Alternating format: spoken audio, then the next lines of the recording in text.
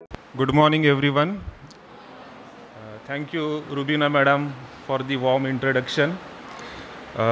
मला जो सब्जेक्ट दिलेला आहे that is regarding science and technology आणि वेळ दिलेला आहे फक्त 15 मिनटे. So I will try to give overview of this subject. ठीक आहे.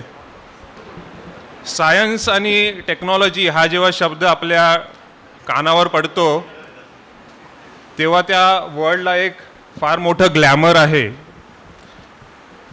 लोक सायन्स आणि टेक्नॉलॉजीमध्ये करिअर का करायला पाहतात याचा जर तुम्ही विचार केला सो यू विल अंडरस्टँड की करिअरचं पहिलं ऑब्जेक्टिव्ह असते की ज्या फील्डमध्ये आपल्याला जास्तीत जास्त पैसा मिळेल, जास्तीत जास्त रिस्पेक्ट मिळेल आणि जास्तीत जास्त व्हाईट कॉलर एन्व्हायरमेंट मिळेल, त्या एन्व्हायरमेंटच्या दृष्टीने सायन्स आणि टेक्नॉलॉजीमध्ये लोक प्रवेश करतात.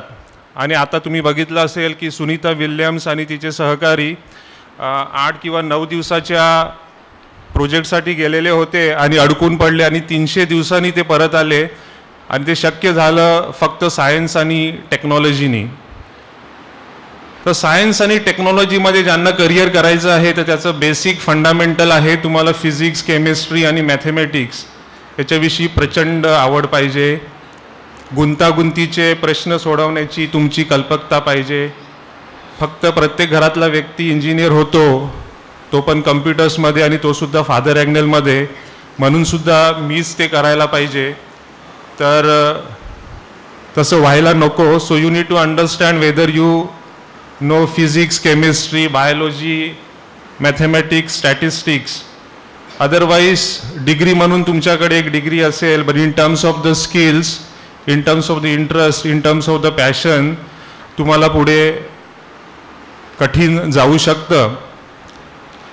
तर व्हॉट आय अंडरस्टूड की जवळजवळ 150 ते 200 मुले हे 9th, 10th आणि 12th स्टँडर्डची इथे आहेत आणि त्यांचे पॅरेंट्ससुद्धा आहेत. So I will try to give basic overview about the engineering admission, engineering courses आणि आज वर्ल्डमध्ये इमर्जिंग टेक्नॉलॉजीज जे आलेल्या आहेत त्याच्यामध्ये काय अपॉर्च्युनिटीज आहेत. दुर्दैवाने आज आपल्याला सांगायचं की वर्ल्ड एवढं फास्ट टेक्नॉलॉजीमध्ये चेंज होते की मी आज जे तुम्हाला सांगणार आहे ते 5 वर्षांनी किंवा 10 वर्षांनी तसं राहीलच, याची काही शाश्वती देता येणार नाही. आणि त्यासाठी स्टुडंटला एक ॲडवाईस आहे की जशी आपल्याला करवत किंवा कुऱ्हाड नेहमी परतून किंवा पाजून घ्यावी लागते तसं तुम्हाला तुमचं स्किल नेहमीच डेव्हलप करावं लागेल. त्याच्यासाठी रीडिंग आणि अशा सगळ्या सेमिनारला अटेंड करणं तुम्हाला काळाची गरज पडणार आहे. तर आपल्याला जर इंजिनिअरिंगमध्ये प्रवेश करायचा असेल किंवा सायन्स रिलेटेड फील्डमध्ये जायचं असेल तर 10वी नंतर तुम्ही सायन्सला ॲडमिशन घ्या आणि स्ट्रेट अवे BSc पासआउट करा, ज्याच्यामध्ये तुम्ही फिजिक्स, केमिस्ट्री, बायोलॉजी किंवा मॅथेमॅटिक्स किंवा स्टॅटिस्टिक्स घेऊन पुढे करिअर करू शकता. पण बेसिकली मोठ्या प्रमाणात जी मुलं सायन्स टेक्नॉलॉजीमध्ये करिअर करतात that is most related to the engineering courses. आता अनेक पालक मला प्रश्न विचारतात की मुलगा मुलगी 10वी झालेली आहे आणि प्रश्न असा आहे की डिप्लोमा पॉलिटेक्निकला ॲडमिशन घ्यावं की 12th नंतर डिग्रीला ॲडमिशन घ्यावं. तर सर्वात प्रथम मला एक ॲडवाईस करायचं आहे की फक्त डिप्लोमा हे एज्युकेशन आता मार्केटमध्ये रिलावंट राहिलेलं नाही आहे. मी 94ला डिप्लोमाला ॲडमिशन घेतलेलं, प्रोडक्शन इंजिनिअरिंग फादर ॲग्नल बँड्रा. त्यावेळेला परिस्थिती वेगळी होती. 4 वर्षाचा डिप्लोमा केल्यानंतर ताबडतोब L&T, महिंद्रा, ओटीस एलिव्हेटर्स अशा प्रतिष्ठित कंपनीमध्ये नोकरी मिळायच्या. पण आम्ही 4th इयरला असताना आम्हाला रिअलाईज झालं की डिप्लोमानंतर पुढे करिअर नाही आहे आणि मग आम्ही 2nd इयर डिग्रीला ॲडमिशन घेतलं. तर फक्त डिप्लोमा असं डोळ्यासमोर ठेवून करिअर होणार नाही. ज्यांना इंजिनिअरिंग करायचं आहे तर डिग्री करायची आहे हे डोळ्यासमोर ठेवून तुम्ही डिप्लोमाला ॲडमिशन घेऊ शकता. आता ती स्ट्रक्चर कसं आहे, डिप्लोमा हा 3 वर्षाचा असतो, 10वी नंतर तुम्ही करू शकता आणि डिप्लोमा झाल्यानंतर डायरेक्ट 2nd इयर डिग्रीला तुम्हाला ॲडमिशन मिळते. जर तुम्हाला HSC म्हणजे 12वी नंतर करायचं असेल तो 2 वर्षाचं तुमचं 11th प्लस 12th आणि 4 वर्षाची नंतर डिग्री, म्हणजे डिप्लोमा 3 इयर्स 3 इयर्स डिग्री हा एक पॅटर्न आहे 6 इयर्सचा, आणि 12 प्लस 4 म्हणजे HSC प्लस डिग्री हा 6 वर्षाचा 6 इयर्सचा कोर्स आहे. आता इंटरेस्टिंग क्वेश्चन असा आहे की डिप्लोमा करून डिग्री करावी की 12वी करून HSC करून डिग्री करावी. आता हा खूप सब्जेक्टिव्ह क्वेश्चन आहे, याच्यासाठी एक स्ट्रेट आन्सर माझ्याकडे नाही आहे. काही पालकांना असं वाटते की डिप्लोमाला SSCला चांगले मार्क्स मिळालेले आहेत, 95 मार्क्स 96 मार्क्स, तर ही अपॉर्च्युनिटी आहे की स्ट्रेट अवे डिप्लोमाला ॲडमिशन घ्यायचं, कारण ते ॲडमिशन सेंट्रलाइज ॲडमिशन प्रोसेसनी होते महाराष्ट्र गव्हर्नमेंटच्या, आणि तुम्हाला 10वीच्या मार्क्सवरती डायरेक्ट ॲडमिशन मिळते. ह्यामध्ये धोका हा असतो, रिस्क असते बघा. मुलं लहान असतात, इथे मी बघतो 9वी 10वीची मुलं आहेत, तर त्यांना करिअरचं अंडरस्टँडिंग एवढं नसते. कोणीतरी सांगितलं की कम्प्युटर इंजिनिअरिंगला जा, ते 10वी नंतर कम्प्युटर इंजिनिअरिंगला ॲडमिशन घेतात, and over the period of time 2 वर्षानंतर 3 वर्षानंतर रिअलाईज होते की आपला इंटरेस्ट त्या फील्डमध्ये नाही आहे, आणि त्यानंतर तुम्हाला करिअर चेंज करायचं असलं तर मग ते डिफिकल्ट होऊन जाते. तर माझं ॲडवाईस हा राहील की शक्यतो मुलांना 12th नंतर तुम्ही इंजिनिअरिंगसाठी एनकरेज करा. बेनिफिट हे आहे की 12वी येईपर्यंत मुलांना अजून 2 वर्षाचं करिअरबद्दल नॉलेज मिळून जाते. 12th नंतर खूप अशा अपॉर्च्युनिटीज असतात, नॉट नेसेसरी की इंजिनिअरिंगलाच गेलं पाहिजे, काही आर्किटेक्चरला पण जाऊ शकतात, किंवा ते पुढे BSc करून MSc करून दुसरं करिअर करू शकतात. आता त्याच्यामध्ये रिस्क आहे की अशी उदाहरणं आपल्या समाजात आहेत की ज्यांना 10वीला 97% आहेत आणि 12thला 65-70% आहेत, तर त्यांना असं वाटते की 10वीच्या बेसिसवर चांगल्या कॉलेजला डिप्लोमाला ॲडमिशन घेतलं असतं तर चांगलं करिअर झालं असतं. तर इथे काही स्ट्रेट आन्सर नाही आहे, हा तुमचा डिसिजन आहे. But my advice would be HSC नंतर तुम्ही मुलांना इंजिनिअरिंग टेक्नॉलॉजी किंवा बाकी फार्मसी रिलेटेड कोर्सेस असतील त्याच्यासाठी एनकरेज करा. कुणाचं एकदम पक्कं झालं असेल की माझ्या मुलांना कम्प्युटर इंजिनियरच बनवायचं आहे, तर मग तुम्ही 10वी नंतर डिप्लोमाला ॲडमिशन घेऊ शकता आणि नंतर 2nd इयर डिग्रीसाठी जाऊ शकता. 12वी नंतर जी रिस्क आहे की 12वी नंतर मुलांना कमी मार्क्स मिळाल्यामुळे ॲडमिशनसाठी चॅलेंजेस येतात. फॉर्च्युनेटली मायनॉरिटी कॉलेजेस आपल्या मुंबईत भरपूर झालेले आहेत, आणि तुमच्या CETला तुम्हाला एकदम कमी स्कोर जरी आला तरी चांगल्या चांगल्या कॉलेजमध्ये ॲडमिशन मिळते. दुर्दैवाने मला असं सांगावंसं वाटते की काही मायनॉरिटी कॉलेजेस आता कुपारी कॉलेजेस झालेली आहेत. तर ट्राय टू अंडरस्टँड, आपल्या मुलांना एक चांगल्या कॉलेजमध्ये ॲडमिशन द्यायचं आहे, त्या दृष्टीने विचार करा. ॲडमिशन प्रोसेस 10वी नंतर डिप्लोमा करायचं असेल तर महाराष्ट्र गव्हर्नमेंटची सेंट्रलाइज ॲडमिशन प्रोसेस आहे. 10वीच्या मार्क्सवरती तुम्ही ॲडमिशन घेऊ शकता. 12th नंतर इंजिनिअरिंग करायची असेल तर वेगवेगळ्या इन्स्टिट्यूटची वेगवेगळे एक्झाम्स असतात. आपण IITबद्दल ऐकलेलं असेल, most prestigious institute in India.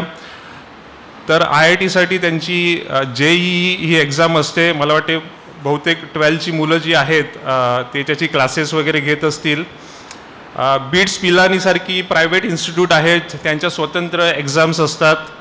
UDCT जी आपली मुंबईमध्ये माटुंगाला आहे, नाव it is renamed as the ICT Mumbai. Chemical इंजिनिअरिंगमधली सगळ्यात फॅन्टॅस्टिक इन्स्टिट्यूट आहे. मी तर मुलांना सांगेल कम्प्युटर इंजिनिअरिंग करण्यापेक्षा UDCTमधून केमिकल इंजिनिअरिंग करा. फार छान इन्स्टिट्यूट आहे, पण very tough competition to get the admission. तर महाराष्ट्र गव्हर्नमेंटची जी CET एक्झाम असते त्याच्यामध्ये तुमचं पर्सेंटेज बेसिसवरती ॲडमिशन होते, आणि जसं सांगितलं की मायनॉरिटी असल्यामुळे father Agnel, Don Bosco, saint Xavier, saint Francis, saint John अशी खूप कॉलेजेस आपल्या मुलांसाठी आहेत. आणि CETला नॉन-झिरो स्कोर जरी आला पर्सेंटाईलमध्ये तरी ॲडमिशन मिळून जाते.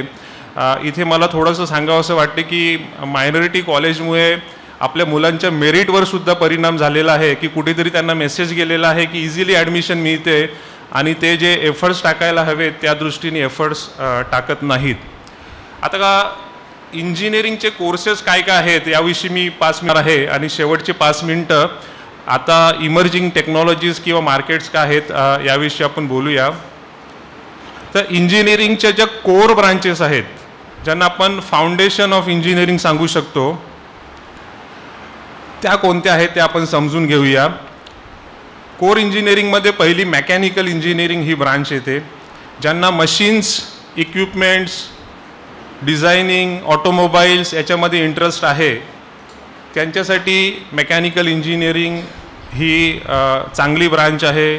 मी, नोएल, सॅम्युएल हे सगळे मेकॅनिकल इंजिनिअरिंगच्या बॅकग्राऊंडचे, कारण 95-97मध्ये मेकॅनिकल इंजिनिअरिंगला भरपूर डिमांड होतं, कारण तेव्हा मॅन्युफॅक्चरिंग जे सेक्टर होतं ते मुंबईत होतं. जसं मी L&T, महिंद्रा, वोल्टास, गोदरेज अशा कंपनीमध्ये मोठ्या प्रमाणात एम्प्लॉयमेंट होती.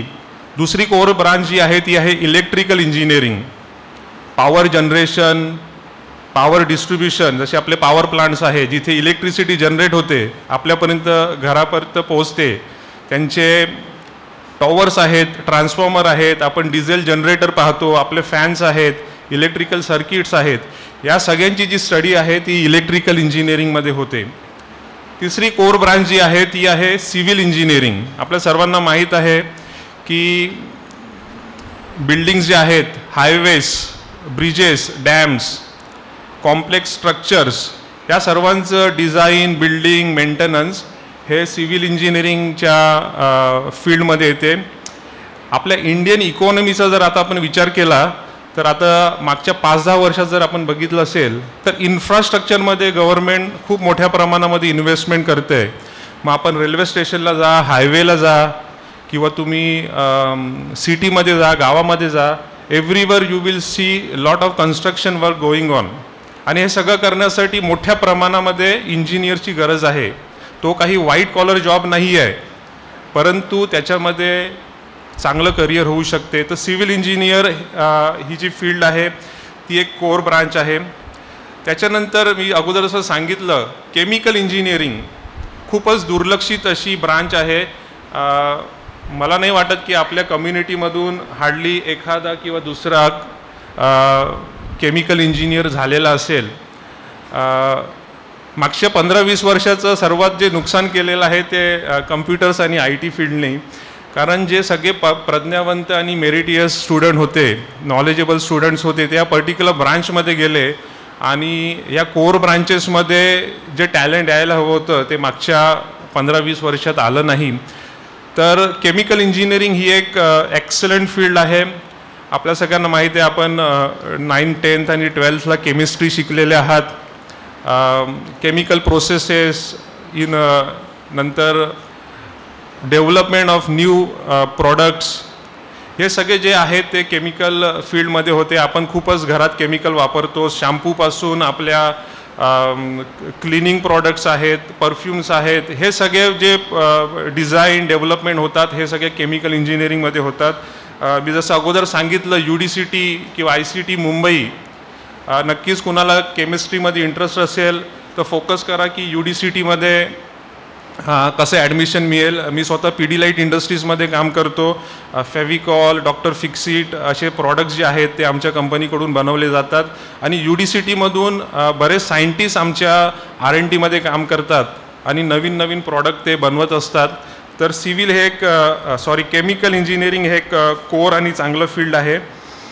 त्यानंतर आहे इलेक्ट्रॉनिक्स आणि टेलिकम्युनिकेशन. आपण सॅटेलाईट बघतो, मोबाईल टावर्स बघतोय, मोबाईल्स बघतोय, इलेक्ट्रॉनिक सर्किट्स बघतोय. मग ते कारमध्ये असो, आपल्या रेफ्रिजरेटरमध्ये असो, वॉशिंग मशीनमध्ये असो, आपल्या घड्याळमध्ये असो.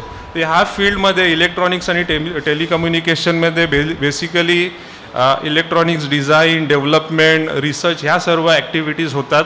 आणि इलेक्ट्रॉनिक्स टेलिकम्युनिकेशन ही थोडीशी कम्प्युटर रिलेटेड ब्रांच असल्यामुळे बरेच स्टुडंट्स डिग्री करतात इलेक्ट्रॉनिक्स टेलिकम्युनिकेशनमध्ये आणि नंतर सॉफ्टवेअर इंजिनिअरिंगचा कोर्स करतात, जावा, पायथॉन वगैरे करतात आणि मग ते स्विच होतात. आणि त्यानंतर आपली घरची आणि सर्वात आवडती ब्रांचमध्ये कम्प्युटर सायन्स आणि IT. बऱ्याच मुलांच्या डोक्यात आता असेल की त्याच्यामध्ये करिअर करायचं, तर software engineering, hardware engineering, networking हा सर्व जो भाग आहे हा कम्प्युटर आणि इन्फॉर्मेशन टेक्नॉलॉजीमध्ये येतो. मे बी मी पुढे त्याच्यावरती थोडा सविस्तर बोलेल. तर ह्या ज्या आहेत त्या कोर ब्रांचेस आहेत आणि त्यानंतर येतात स्पेशलायझेशन, म्हणजे एरोनॉटिकल इंजिनिअरिंग आहे, मेटलर्जिकल इंजिनिअरिंग आहे, ऑटोमोबाईल इंजिनिअरिंग आहे, इन्स्ट्रुमेंटेशन इंजिनिअरिंग आहे, बायोमेडिकल इंजिनिअरिंग आहेत. ह्या सगळ्या स्पेशलायझेशन ब्रांचेस आहेत. आता मेकॅट्रॉनिक्स म्हणून सुद्धा एक स्पेशलाइज ब्रांच आहे, तिथे मेकॅनिकल इंजिनिअरिंग आणि इलेक्ट्रॉनिक्स इंजिनिअरिंग यांचं इंटिग्रेशन केलेलं आहे. तर जे ऑटोमेशन रिलेटेड जे फील्ड्स आहेत त्याच्यामध्ये मेकॅट्रॉनिक्स इंजिनियर्स असतात, त्यांना डिमांड असते. तर अशा काही स्पेशलाइज इंजिनिअरिंग ब्रांचेससुद्धा आहेत. पण कोर ब्रांचेसमध्ये तुम्ही डिग्री करून नंतर ह्या स्पेशलाइज ब्रांचेसमध्ये तुम्ही मास्टरी करून तुमचं करिअर करू शकता. आता माझा जो पुढचा सेशन आहे त्याच्याविषयी मी सांगतो की इमर्जिंग टेक्नॉलॉजीज, म्हणजे ज्या झपाट्याने आता जग बदलते त्याचा जर विचार केला तर पुढच्या 10, 15, 20, 25 वर्षाचा जर आपण टाईम पिरियड बघितला तर कोणत्या फील्डमध्ये डिमांड येतील, अपॉर्च्युनिटीज येतील त्याच्याविषयी मी थोडक्यात तुम्हाला माहिती देणार आहे. आता आपण कम्प्युटर सायन्स आणि ITच्या विषयी बोलतोय आणि आपल्या सर्वांना माहीत आहे की आता बझवर्ड आहे आर्टिफिशियल इंटेलिजन्स. तर आर्टिफिशियल इंटेलिजन्स, मशीन लर्निंग ह्या फील्ड आता खूप वेगाने पुढे येत आहेत. कम्प्युटर सायन्समध्ये आपण डिग्री केल्यानंतर स्पेसिफिकली या पर्टिक्युलर फील्डमध्ये करिअर करू शकता.